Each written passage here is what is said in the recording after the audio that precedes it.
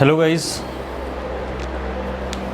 तो आपका chapter number 13 चल रहा है। 13.1 के लास्ट 3 क्वेश्चन बचे हैं, वो आज कर लेते हैं। ठीक है, फिर नेक्स्ट वीडियो में नेक्स्ट एक्सरसाइज इनवर्स प्रोपोर्शन लेके आएंगे।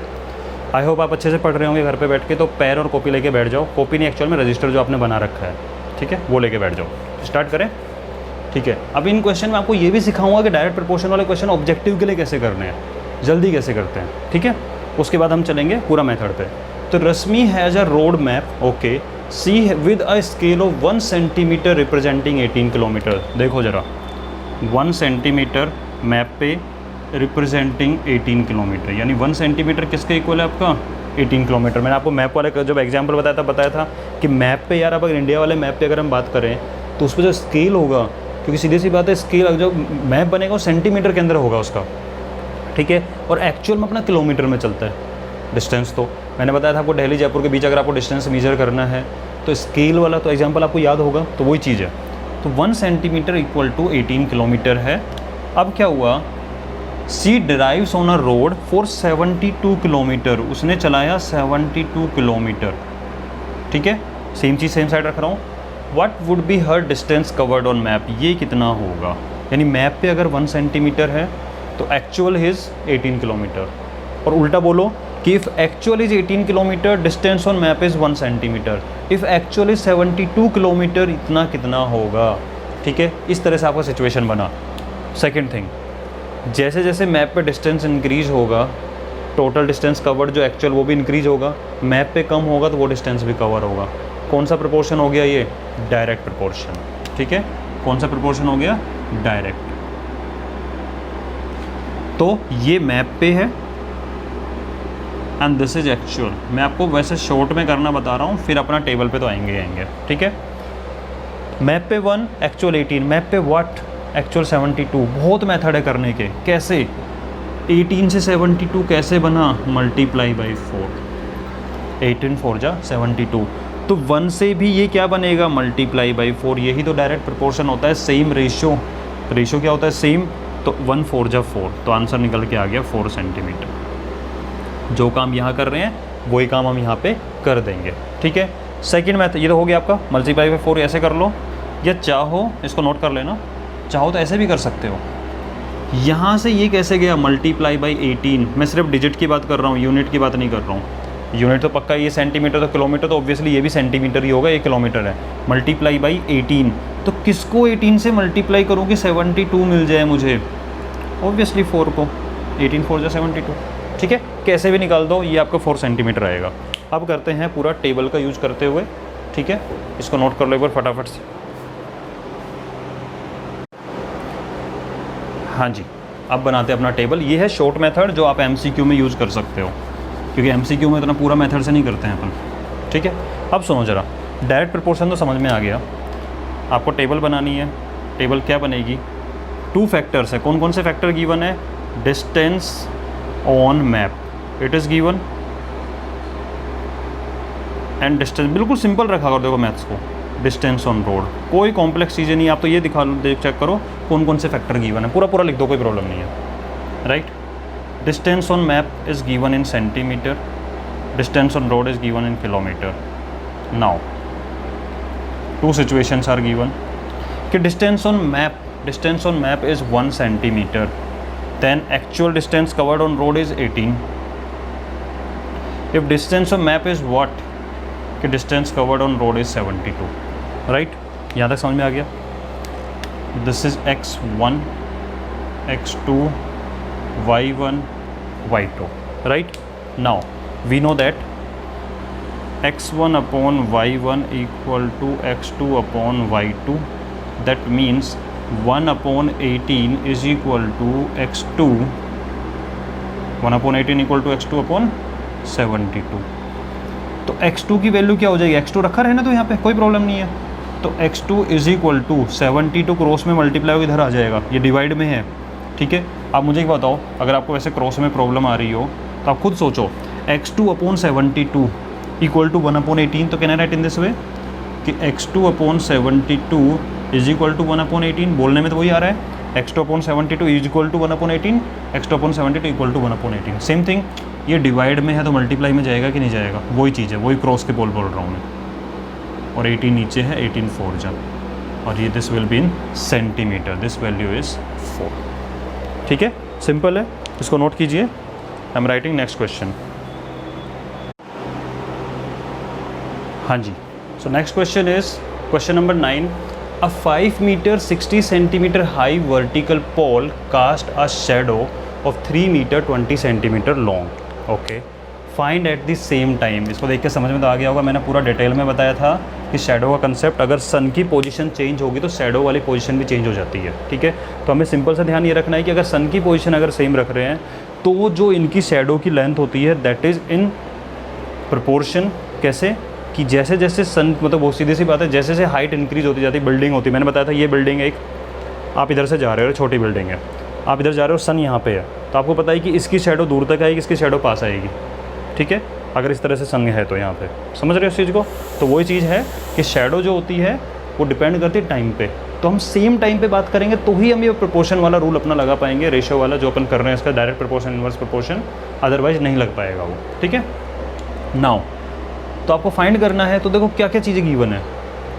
पोल की हाइट गिवन है, शैडो की लेंथ गिवन है, फिर पूछा है लेंथ ऑफ शैडो फाइंड करो बाय अनदर पोल जिसकी हाइट गिवन है, height of the pole find करो जिसकी शैडो इतनी है। कोई प्रॉब्लम नहीं, हमें तक सिंपल सी चीज़ है कि there are 2 quantities, one is height of the pole, second is length of the shadow, बस हमें यही फाइंड करना होता है। और प्रोपोर्शन कैसा हो जाएगा, डायरेक्ट, बिकॉज जैसे जैसे लेंथ इंक्रीज, जैसे हाइट इंक्रीज होगी पोल की, length of shadow will increase, height decrease, length of shadow will decrease, this is direct proportion. Clear, तो this is example of direct proportion, ये आप लिख लेना, डायरेक्ट, बहुत ज़रूरी है इनको लिखना। आपको लग रहा होगा सर क्यों बार बार बता रहे हो, 13.1 के क्वेश्चन सारे डायरेक्ट के हैं, ये माइंड में मत लाना बेटा। ठीक है, क्योंकि हमें तो क्वेश्चन को समझना है, हम 13.1 समझने नहीं आए हैं। We are here to understand what is the actual meaning of proportion. हाँ जी, first is height of pole and second thing is length of shadow. Another thing, this is in meter and centimeter. 5 meter 60 centimeter, कोई problem नहीं है। Can I convert into centimeter? 560 centimetre और 5.60 metre एक ही बात है। This is 3 metre 20 centimetre, can I write 320 centimetre. 10 metre 50 centimetre, can I write 1050 centimetre. ठीक है, 5 मीटर मीन्स 500 सेंटीमीटर, वही सेम यूनिट बनाने के लिए कर दिया। मीटर सेंटीमीटर आप कंफ्यूज हो जाओगे, तो सबसे बेस्ट है 1 सेंटीमीटर में कन्वर्ट कर दिया। So height of the pole is also in centimetre, shadow is also in centimetre. Now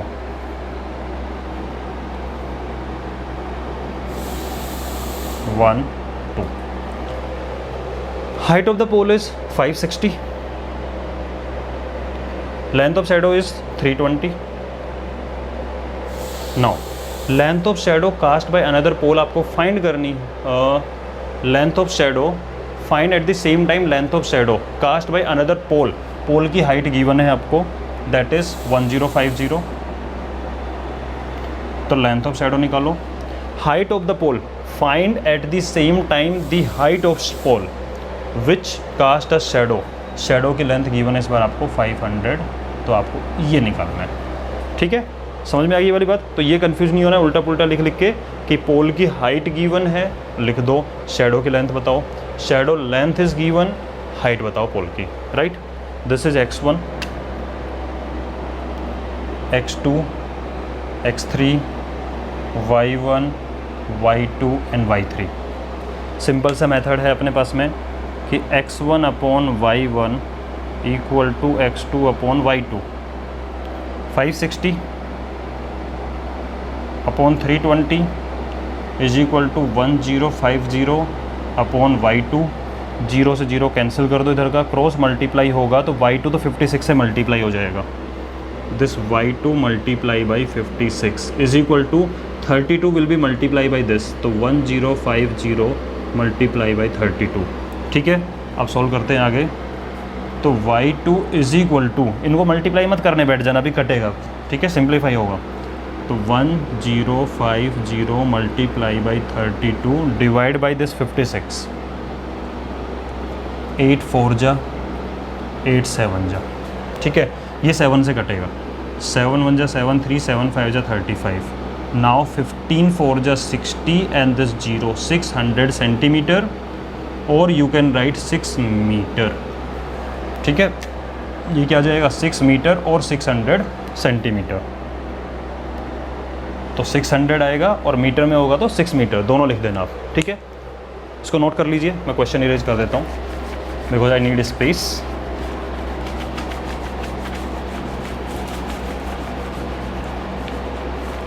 हाँ जी, अब इसके लिए x3/y3 के लिए ये यूज़ कर लेते हैं, या ये यूज़ कर लो, कोई फ़र्क नहीं पड़ता, इसी को यूज़ कर लेते हैं। x1/y1 इक्वल टू x3/y3, ये भी इक्वल होता है, पूरा डिटेल में बताया हुआ है हमने। That means this 560/320 is equal to this x3/500, ठीक है। अब देखो जरा, क्रॉस मल्टीप्लाई करोगे, x3 तो अपनी जगह बैठा हुआ है, बहुत मस्त तरीके से बैठा हुआ, अकेला है, रहने दो। x3 is equal to 560, 0 0 cut कर दो, तो ये हो गया 56/32, और जो x3 के डिवाइड में है तो वो कहाँ चला जाएगा, मल्टीप्लाई में। साइड की वजह से प्रॉब्लम नहीं आ रही ना, मैंने x3 को इधर वाले को इधर लिख दिया, कोई प्रॉब्लम नहीं है। x3 इज इक्वल टू, उल्टा बोल दो, x3 इज इक्वल टू 56/32 और डिवाइड वाला चला जाएगा मल्टीप्लाई, वही तो लिखा है, ठीक है। 8 4 जा 32, 8 7 जा 56, ठीक है। 4 से ये कट हो जाएगा, 4 1 जा 4, 1 बचा, 4 2 जा 8 2 4 5 जा 20, इनको मल्टीप्लाई कर लो तो कितना आ जाएगा, 7 5 जा 35, 3 7 2 जा 14 और 3 17, 1 7 जा 7 और 1 8, 875 सेंटीमीटर या 8 मीटर 75 सेंटीमीटर, ठीक है। एक बार आंसर चेक कर लेना कि कुछ कैलकुलेशन मिस्टेक तो नहीं है। 700 और 25 6 से 25 175, 875 यही आ रहा है, आप एक बार देख लीजिए इसको, ठीक है। हाँ जी, तो नेक्स्ट क्वेश्चन करते हैं। तो देखो दोनों चीज़ लिखना, 875 सेंटीमीटर, बट इसको लिख देना 8 मीटर 75 सेंटीमीटर, बिकॉज क्वेश्चन की नेचर भी यही था लिखने का, मीटर सेंटीमीटर, तो आप लिख सकते हो 8 मीटर 75 सेंटीमीटर, ठीक है। अब नेक्स्ट क्वेश्चन लेके आता हूँ, तब तक आप इसको नोट कर लीजिए एक बार। हाँ जी, so last question of this exercise करते हैं, question number 10। A loaded truck travels 14 kilometre in 25 minute, okay, distance is given, time is given, distance is given and time is given, two things are given. If speed remains same, how far can it travel in 5 hours? मैंने आपको एक चीज़ बताई थी, क्या बताया था कि distance equal to speed multiply by time. If speed is same, आप सेम स्पीड से चल रहे हो तो as you will increase your time duration.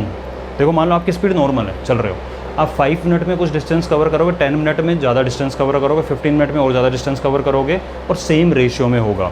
So if speed remain same as you increase time, में ऑलरेडी आपको फर्स्ट लेक्चर में बहुत डिटेल में बता चुका हूँ। सो डिस्टेंस विल इंक्रीज, ठीक है, टाइम इंक्रीज, डिस्टेंस इंक्रीज, आप खुद भी एक्सपीरियंस कर सकते हो, साइकिल आप चलाते हो, ठीक है।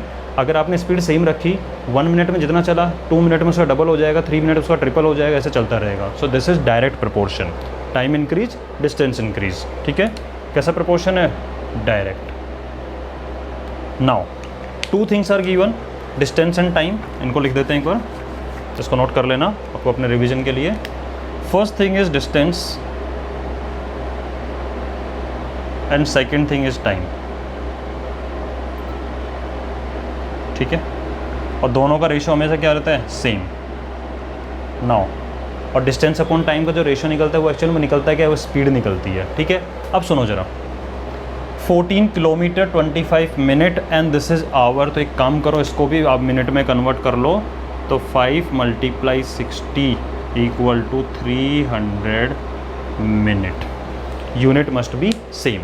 Now distance is in kilometre and time is in minute, तो if distance is 14 kilometre, time is 25 minute, if speed, how far means distance is unknown in 5 hour means 300 minute, बस, ठीक है। बार बार लिखूँ, x1 y1 x2 y2, आप लिख लो, समझ गए, ठीक है। तो फॉर्मूला वही लगा, x1/y1 is equal to x2 upon y2, that means this 14 upon 25 is equal to x2 upon 300। आपको कुछ कन्फ्यूजन है जिसको मैं ऐसे लिख देता हूँ, x2 upon 300 is equal to 14 upon 25 लिख सकते हैं, पूरा का पूरा चेंज कर सकते हैं, कोई प्रॉब्लम नहीं होती। रीडिंग तो वही हो रहा है ना, x2 upon 300 is equal to 14 upon 25, उल्टा रीड करने की हैबिट भी डालो। तो वही बोल रहा हूँ, x2 upon 300 is equal to 14 upon 25 right. Now x2 is equal to 14 upon 25 and this 300 in divide, so that will be in multiplication. 25 बन जा 25, 5 बचा, 25 2 जा 50, ठीक है। अब आ गया 12 मल्टीप्लाई 14 करो तो आप कर सकते हो, 48, 4 12 कम 12 और 4 16, 168, ठीक है। 12 4 जा 48, 4 कैरी हो गया, 12 1 जा 12 और 4 16, तो 168 किलोमीटर, यानी कि ये डिस्टेंस कितना कवर करेगा, 168 किलोमीटर। चेक कर लो भाई, टाइम से इंक्रीज हुआ है तो डिस्टेंस भी इंक्रीज हो जाएगा, ठीक है। तो आई होप आपको कंसेप्ट समझ में आया होगा, what is the meaning of direct proportion, how to solve the question related direct proportion, और main thing, the most important thing, can you recognise by reading the question whether it's related to direct proportion और not, ठीक है। वो सबसे important चीज़ है, तो आप इसको कीजिए, क्वेश्चन की प्रैक्टिस करना। Then in next lecture I will start next concept. Okay, till then tata bye bye.